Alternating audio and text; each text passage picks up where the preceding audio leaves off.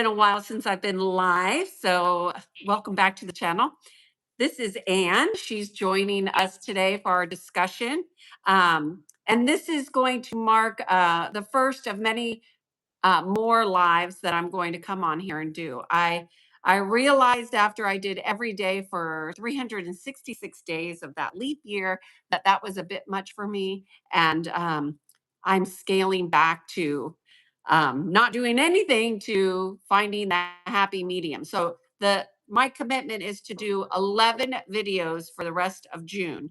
And I'm kicking it off here with my friend Anne, who I met um, in a group online. And then we met in person, and we've been friends for many years now. I don't even know how many years. Do you? Mm, I think it's about 7. 7 years. Well, what's time, anyways, right, Anne? um, one of the things that Anne is one of those people that I have called over the years, most recently, when crazy things are popping off around the world, and we are just looking to really aligned more with our understanding of what's happening in the outer world, and also doing our due diligence for our inner world work. So today's topic is going to be going back and forth, but we thought we'd start off with this topic of emotions and pain, and kind of see where we go from there. So Anne is out in the workforce. She often does flying for one of the major airlines, and she is around the globe traveling and looking and learning about different cultures and how different parts of the world are resonating. And so, Anne, what do you think about pain and emotions as you have traveled the world and, you know, seen a lot? Well, it wasn't until I had a great deal of pain that I even understood how debilitating pain is. So when I was not aware of um, what creates pain or why I was suffering so much with pain, I was looking for solutions to get out of it. So I do have a perspective of being in a great deal of pain, but that didn't resonate with my normal state. So for me, I knew I wasn't comfortable in pain and I just didn't have the toolbox to get out of it. But now, after all these years later, and I have gained some tools and shifted how my awareness on what's happening when I am in pain, um, I have a greater perspective. Now, every time we experience anything joyful or painful, hopefully we're learning, right? We want to take the information that we have experienced and go to another level with that information. Like, how many times do people look back and say, I can't believe I made X, Y, or Z decision? But you didn't have information beyond the level of what was imprinting on you to make a decision. Now, I'll keep going with that, but I want to address emotions too, because emotions are a part of the pain process, but they interfere with clarity. When you Ooh, are okay. in an We're going to have to emotional go deeper state, into that. when you are in an emotional state, these are lower negative emotions. You're not in a position to make any type of decisions that are going to help you improve your life. Okay. So let's just pause right there because we have two different perspectives. So, first of all, let's just talk about pain. in general terms. Pain could be physical, mental, emotional, and spiritual. Pain can travel through lifetimes and in this lifetime. And I would offer that when we disconnect from our emotions and we are judging our emotions, good, bad, um, right, wrong, that is when we start to create inner conflict. So you and I probably differ on our perspective of emotions. So could you say why you think that emotions are lower realm? No, I'm not saying all emotions are Okay. lower realm. Okay. Um, So there's a lot of information in emotions, and that's how I've learned to construe them.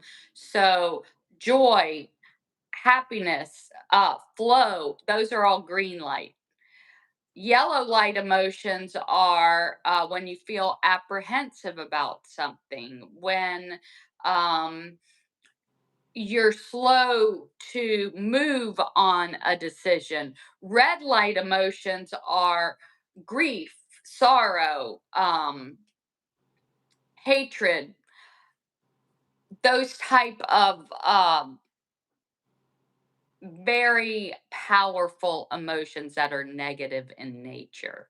These so are the what ones. you're saying is that you have taken on the tool of coloring your emotions, which keeps you from going into judgment Mhm. and gives you an indication of where maybe if it's red that needs some light, if you will. Well, it needs some evaluation. Like, I need to spend some time to evaluate why I'm in a red state. I literally try to use my emotional states as information. Beautiful. So I think that's absolutely, and I just want to highlight that using your emotions as information versus what the vast majority of people do, at least what I've seen, is they just try to push forward. Like, I don't want to feel worry. I don't want to feel guilt. I don't want to feel frustrated. Instead of using the emotion as information. Well, what is this feeling showing me? Exactly. What is this feeling teaching me? Exactly. Cool. I think that's a good tool for everybody who's watching to start to acknowledge their emotions versus trying to push through them. And I think the coloring, using color codes for your interpretation is hugely valuable to anybody who's finding themselves hooked into judgment, which is oftentimes what the ego mind does, right? Well, it'd be pretty difficult to find any human on this earth that wasn't in judgment every once in a while. What my teachers teach me is anytime I use my perspective to view another person's reality, that I'm in judgment. Hmm. So they're teaching me is the only thing I can hold that it resonates with my higher self or my divinity is compassion. Right. So let's go to that because one of the things that our emotions is always calling for is just our awareness. And if you can be in your heart with compassion, um, compassion, unconditional love to your emotions, to your color, to your, hey, Sean, to your experience. If you could do that, that will keep you in greater balance. And that's the key is to have emotional stability. When you have emotional stability, you're not going to be afraid to go into a painful experience and heal it. For sure. Well, you're very good at coming up with practices for your clients to heal. And I think the top thing with anyone that's in a painful experience is the awareness that they can get out of it, because there's a lot of humans that just think they're comfortable with pain and that's just the way it is. And even if you spent hours with them, or I did, or anyone, any therapist, they might feel okay for a week or so, but it starts by making new decisions for yourself. And that's why a lot of times for a human to shift into more awareness about themselves and their spirit, they will have to be in a great deal of pain. So let's talk about the inner spirit, because a lot of people, I had already shared the story with Anne, but I'm going to bring it up because I think this demonstrates um, the inner spirit. And then I'd like your feedback too. So the other day, this last weekend, I had this encounter with this young man who was lost, and what I would say was a lost spirit. Um, and he I was getting information from his what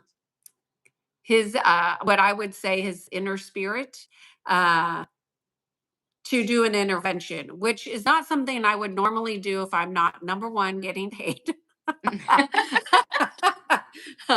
And certainly if it's not authorized. And so I asked him if I could speak openly and honestly with him. I didn't tell him I was talking to his inner spirit, but I was, and I was listening. And what I essentially gained is that this young man had gone so far off track from loving himself. He was in desperation. He was sad. He was lonely. He wanted sex. He was doing things that, somebody who was in their rational, balanced emotional body would never do.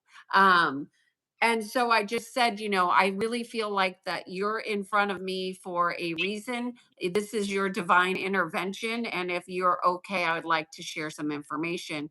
And we really talked about self love and honoring the self and learning to connect with his inner spirit. And, you know, I did the best I can, and he told me he was changing his direction based on our conversation. My hope is that he followed through. It's not my job or duty to follow up with him, but he knew that he had an awareness of being disconnected from his inner spirit and his lack of self-worth, his lack of love for himself, and that was interfering with his relationships. And that was causing the behavior, which was dangerous, in my opinion, life threatening behaviors. And so when somebody is disconnected from their inner spirit, how I think you have some great tips on how to create that inner connection, because it's not about meditating, although that's good. You don't have to meditate for hours on end to connect with your inner spirit. Well, I think that can take us in a lot of directions, Yeah. about what your purpose is on this earth, right? Like, people will go down these long pathways about what your purpose is. Finding a connection with your inner spirit is much like that. What brings you joy? What do you enjoy doing? Who do you like to be around? And this is with or without someone with you.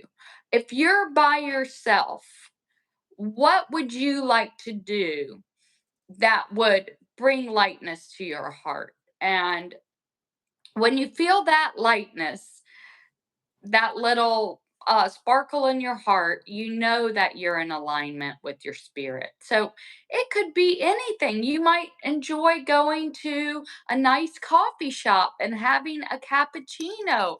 You can garden. You can go to a thrifting. You can do anything that brings you joy. And that is a part of connecting with your spirit. I would say even more basic than that, what do you like to do, is just inviting your inner spirit to walk with you throughout the day. That's something you've talked about since I met you. Definitely, definitely. Well, do we want to stay on pain, or we're gonna go and Well, we're gonna layer it up with this? this is the fundamental layer, I think, because the Okay. pain is created through a perception of separation. Okay. And, Well, or an experience of separation oftentimes. And I people make think their experiences part of their identity, but we're not our experience. We are so much bigger than that. And it begins with connecting with your inner spirit. So yeah, I want to go down this road. okay, perfect. Well, first, I'm going to say what my teachers have shown me is that each human soul, whether you're aware of it or not, has come onto this earth with an agreement that includes lessons that they would like to experience while they're in this timeline of human. They show it to me like a diamond, like this, like a template. There's infinite ways that you can meet your contract within this diamond. But when you start making decisions that are taking you outside of that template, you are going to have painful experiences. Ooh, I really appreciate you sharing that. Um, I am in agreement. When we are making choices or decisions that are misaligned from our spirit, it creates pain. 100%. So, first, you might have a tiny little bit of pain, right? Because this is you, ultimately, your higher self that is calling you in by bringing this pain into your human to get your attention. And Right. that is an emotion with the red color, right? Yeah. Like So the pain is like a siren, a red. It's like, look at me, come back, come back. red light, stop. So when anyone, I don't care who they are, they could not be awakened at all to their spirit or completely outside of any practices. One of the hardest things to overcome, I believe, is this religion belief structure of sin, because that is without. And most religions program people to believe they're sinners and they are not one with God naturally and already. Like a little baby, I'm sorry, is not a sinner. So that is another element that most people have a difficult time overcoming, is realizing that they're not separate from God automatically. Like that is your divine birthright. You are one with God. So the message I just got before you finished was the truth of life is our identity with God. So the truth of life is our identity with God. So how are we operating in these different personalities, these different expressions that keep us separate, which I want to bring back to the universal law of cause and effect. The universal law of cause and effect is always operating. Consequences come into effect to that law when we're out of alignment with our spirit. That's my perception of it, anyways. Well, okay, let's just say you're a good person. Like, this is what you always hear: I'm such a good person, but bad things keep happening to me. Well, if someone ever comes to me with that, I know immediately they're not in alignment with their divinity. So, whatever they think they're supposed to be doing is not exactly what they their heart wants them to be doing. Well, So, anyone that I know that is in alignment with their divinity, they are one with their heart, their lives are beautiful. They are living in abundance, which might not necessarily be material. They're living in gratitude. Um, usually they're healthy.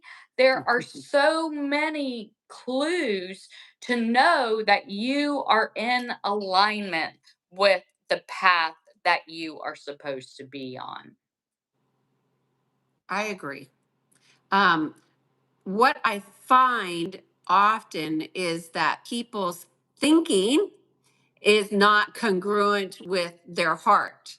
And what they think they are, I'm a good person, and what they truly are, in meaning, are do they have inner conflicts with self-hate?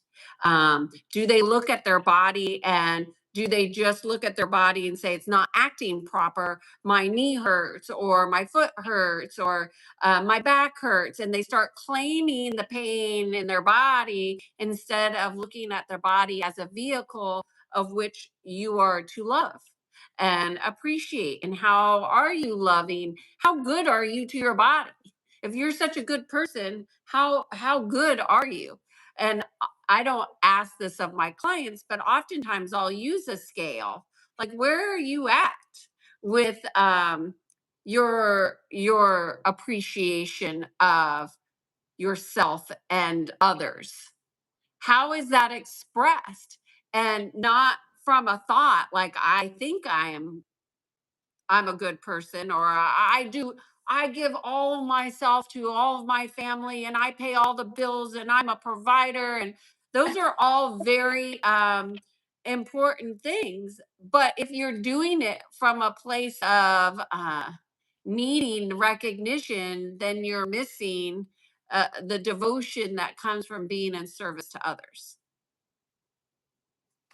Well, this I think is a crux of most um, humans not being able to step into union with source is this unworthiness component, and that most of their behaviors are motivated by being validated or feeling love outside of themselves instead of generating it within their own hearts. So this is a huge part of the growth cycle to get out of pain as well, because theoretically, not that there's many humans doing it, if we don't require a validation for our worth, if we are one with God, if we are in alignment with our divinity, we could essentially go live isolated somewhere without the need for any type of acknowledgement. So I'm not suggesting that everyone should do that, but that is a potential when you have reached this level of self love that you are content being alone. I think, you know, there's a lot of people that spend a lot of time alone and are bitter that they're alone. Right. And I think, That's the key, right? they say, that loneliness is an epidemic. Before COVID, they were saying this. But what is that? What is the loneliness? It's a perception of being separate from others, and Hmm. and from self, ultimately, because the everything is a reflection back. We have the collective consciousness, and then we have, our individual expressions of consciousness. And how are we seeing our isolation or our loneliness as a reflection of what needs to be healed within? What Well, parts of yourself need your awareness? that would be a form of pain, right? So this loneliness is pain. I mean that's sad, because if I could broadcast this to all of humanity about how loved they are, and you are part of an eternal soul that goes on in space and time. This is your opportunity to imprint love in this timeline. And the fact that these humans don't love themselves enough to participate is what is super sad. Like, just start participating. Just do anything kind to yourself first, and then extend kindness wherever you go. Now, I told you I listened to that book. One of my older lady friends suggested it, Theo of Golden. And the book is so beautifully written that it illustrates the impact that one person can have on a community of strangers just by being kind. And it is just fabulous how he made this fiction book to prove the point that even Jesus came to teach. All we can do, the only thing that we are in control of, is being kind and loving. And that starts with ourselves first. Oh, well, and realizing it's a choice for, so if there's a moment where you have an awareness where, oh, I said something or I did something, that moment of awareness is an opportunity to correct it should you choose to. Um, there was a time where Ann and I didn't talk for quite a period of time, and now we're back in connection. And, there's an ebb and a flow to relationships, but how do you correct things within yourself and then to join with others? Sometimes the separation or the isolation that you're having it and you feel is painful is because you've had pain that needs your attention and has gone unrecognized. And I looked up a lot of, I mean, you didn't say anything about it, but for those people who don't know, as I'm something called a channel. So just So to make you're it you're cutting easy, out just a little bit, Anne. So I don't know if your necklace is hitting your mic or something. well, I'm just talking into the phone, but for people who don't know, I can hear the etheric energies and turn it into words, and they teach me. I call it the angels. They teach me about pain, and they show me that pain is a stagnancy. Pain is like a drought in your body that keeps the energy from flowing, almost as if um you have a blockage in your ear and you can't hear correctly, or you have something in your eye and you cannot see correctly. So you're not perceiving in fullness when you're in a state of pain. I think it's important for people to recognize that pain is not a normal or a healthy state for anyone to be in. It is supposed to be an opportunity to connect with yourself and choose something else, make new choices, make a new pathway to create a new life for yourself. It's an But many people opportunity. have an chronic pain. Right. So I think it's a fair statement to say that, you know, many in humanity have been traumatized by, you know, videos you might see from other parts of the world that you were never supposed to see of horrific atrocity. We have these things that they call false flags that are traumas that are inflicted on humanity to create different timelines in which people will go through the trajectory of their life if they don't pull themselves back into love and unconditional kindness to others. Um, these pain components of stagnancy that you're talking about, they're not isolated, but they can be transmuted. And I assume that that's the next step that you're going to go with, where your guides were going to, when you have identified the pain and you realize pain is something that's stagnant and it may be layered. What is the suggestion from there? Well, just like if they show me a drought, like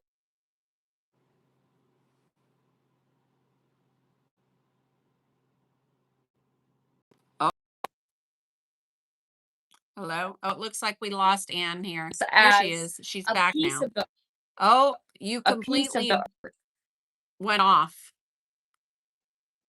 You went off and then came back. So can you, I can't hear you. You're frozen.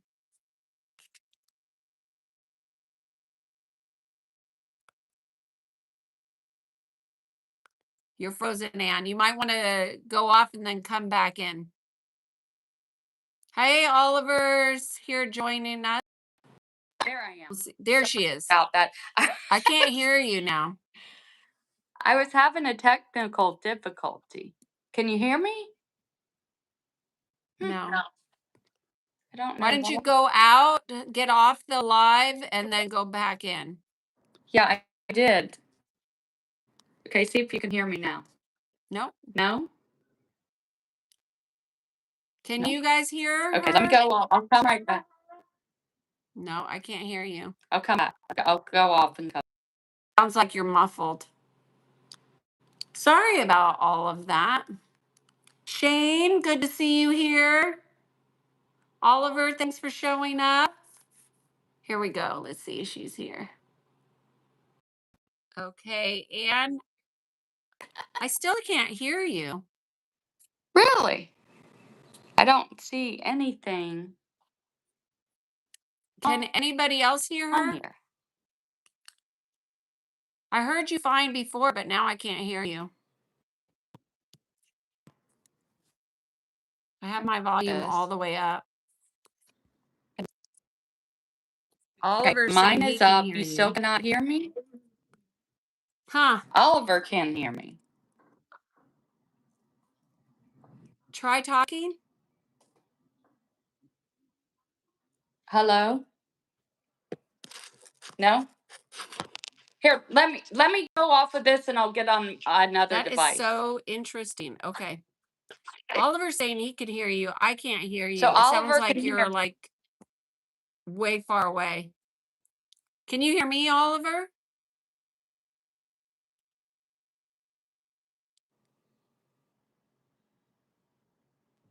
Huh.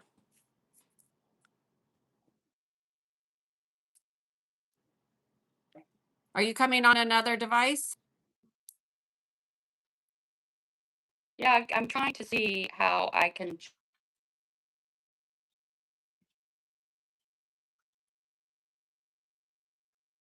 I can't hear anything. For a minute, I'm gonna come back. So interesting because we're talking about something very important at the time, the disconnect. Let's see. So strange. Well, this is the first time, folks, technical difficulties during the time where we're just about to get to some really good stuff. And yes, Oliver, pain can be like an alarm bell, for sure.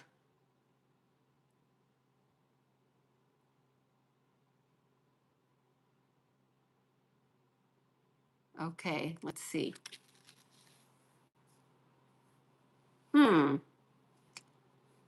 What to do, what to do.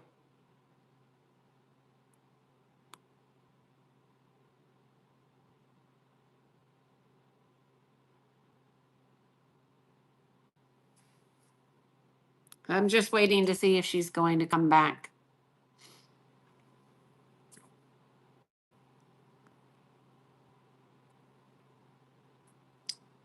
Well, these things happen. So I think the most important thing that we talked about thus far is the importance of acknowledging your emotions. And a lot of people have a problem with feeling. And the reason why we don't feel is because we have emotions that have gone unacknowledged, and wounds that have gone unhealed. And there's a readiness to feeling, there's a readiness to knowingness. There's a readiness for that. And sometimes we may think we want to feel, but we only want to feel what we want to feel, which is not how emotions work. Emotions are much more intelligent than the ego. So, thinking, I don't want to feel this, I don't want to feel this, when we do that long enough, we start to block things. And that's where the stagnancy comes in. Because we spend a lot of time in our life as in denial, unwilling, avoiding, and that creates stagnancy. That stagnant, in whether it's your emotions or your mental or just being closed, any kind of closedness is going to create some type of energetic block that will manifest in the body eventually. And that's where the physical pain comes in, is really not understanding how we operate energetically, really. So I don't know if Anne's coming back or not today, so we'll see.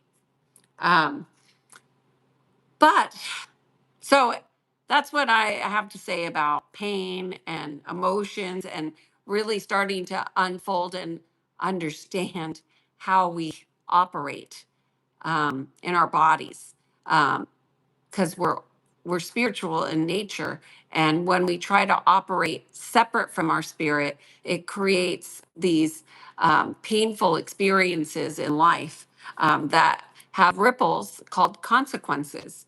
If you want to avoid consequences, you definitely want to go into alignment with your inner spirit, and you will you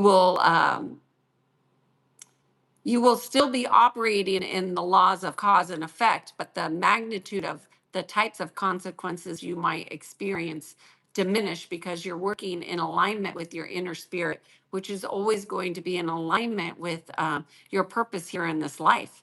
Our purpose in our life is not what you think it should be, and it's typically not your job at all, although people can express their purpose in life through their jobs, but that's not their purpose.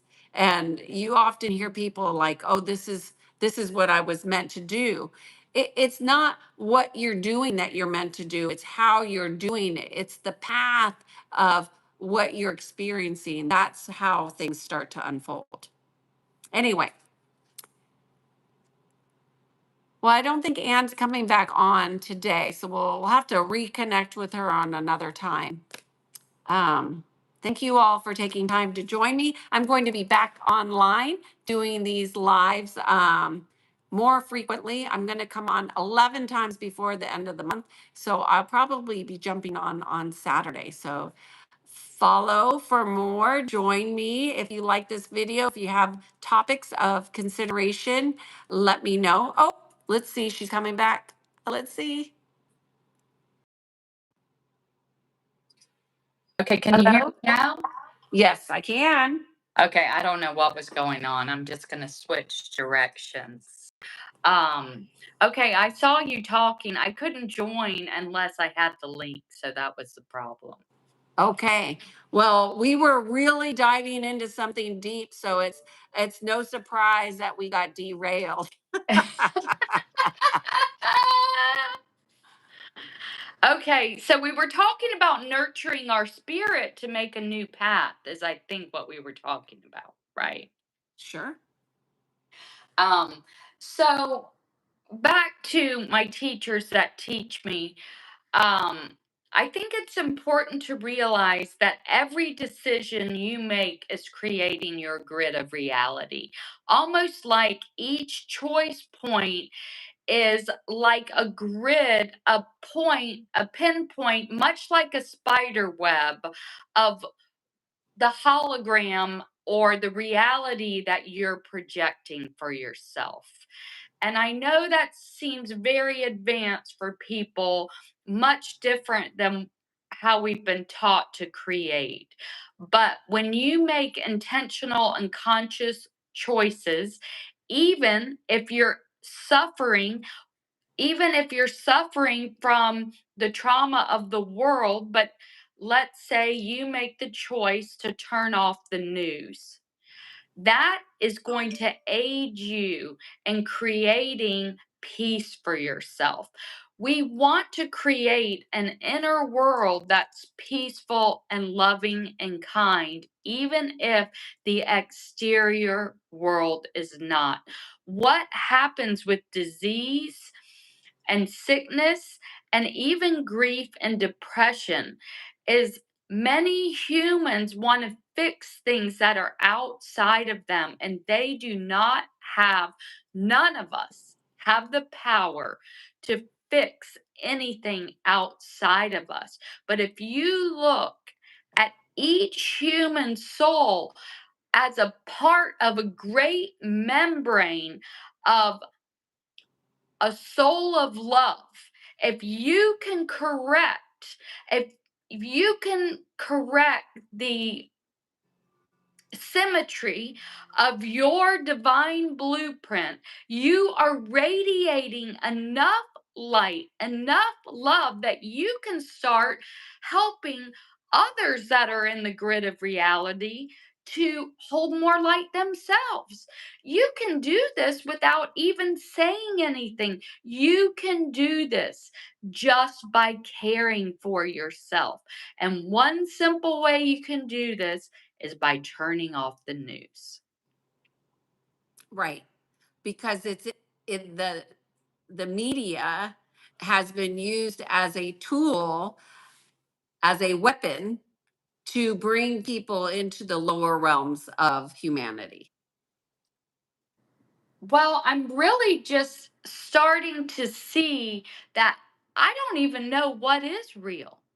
Like, we have all these AI actors, we have the media. I want to know what's true because I already told you that I have this friend that has a completely opposite perspective on what I have on the world, and she's intelligent. So I just really wanted her to start sending me some things so I can, maybe I'm missing out. Like, maybe I'm only getting things in my algorithm that are supporting me. So I really want to be open to every perspective so I can make my own conclusion based on facts. What I'm noticing is very difficult to find true facts. We don't really even know what's happening. And then I already told Kiana this. Now I think when we're viewing reality, if I'm in pain, I'm looking for everything else in pain, like a confirmation bias. Or if I'm in joy, I'm looking for everything. Just like when you Google something on your phone and then you got ads for everything. I think Well, that's how. now, and they now are using the phones and the videos and the cameras to follow and read the biofield.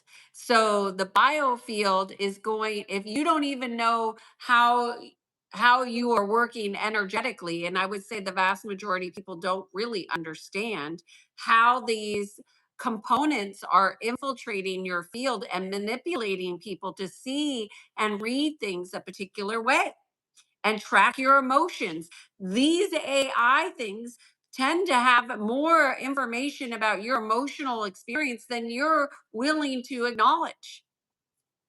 Well, and I'm sure anybody who's watching this is intelligent enough to know that when you're using your Chat GPT as your counselor and you're pouring out every personal detail of your life, you've basically shared that with all of humanity because they're taking all of the data that you have shared with them to teach their AI. Who knows, in the future, they might utilize that against you in some way, just like all the DNA testing facilities.